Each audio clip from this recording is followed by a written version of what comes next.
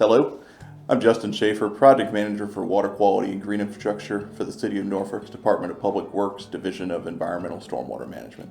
The Division of Environmental Stormwater Management is truly honored to have been selected as this year's Inside Business inductee into the River Star Hall of Fame. Over the past 10 years, the city has had a major focus on improving water quality in local waterways. We try to bring in a variety of techniques to accomplish this task and really go above and beyond what we are required to do. We've accomplished a lot in recent years with retrofitting old ponds. So cities like Norfolk have been around a long time. A lot of large ponds were dammed up or excavated over the years to capture water. So these ponds were a bit outdated. So we wanted to find ways to improve them, to gain some credit, to help with that water quality, and also some of those other co-benefits like creating recreational trails around them or adding pollinator species in the buffer edges of the ponds. So the Lake Taylor retrofit is a great example. That was a large city drinking water reservoir that the Department of Utilities no longer utilized for that purpose.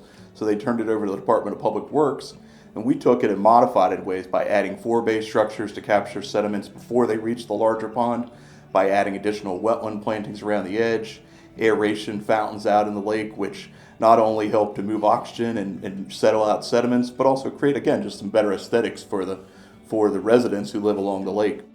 Another great example of a pollution prevention product that we've installed was our Haven Creek Greenway pond. This pond was actually just a muddy field when we started to look at it. The residents were always concerned their dogs were running in there, their kids were running in there, and there was no recreational use for it. It was just a mud pit, essentially. And what had happened was many years back, this was actually part of Haven Creek. So we excavated out the sediments, we sculpted a pond around it, and what we've seen in this pond is that we're seeing wildlife both from the creek and more upland species. And now we're getting that water quality treatment in this watershed that used to have no features to treat the water coming in it.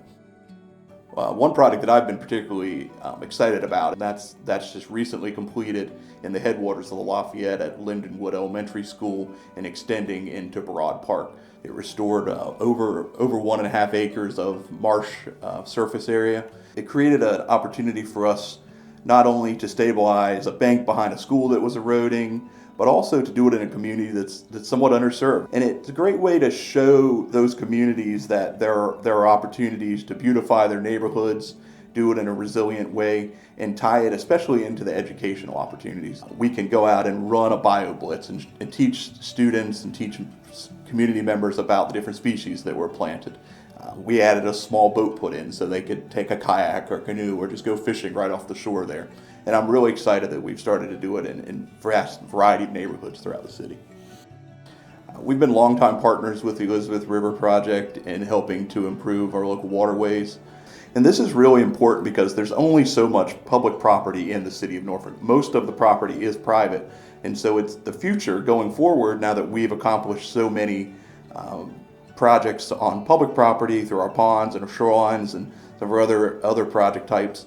It's going to be important to get more private property owners, both homeowners and businesses, to do what they can on their property so that we can eventually meet the goals we want of bringing all the branches of the river, waterways of Norfolk and the region back to full health.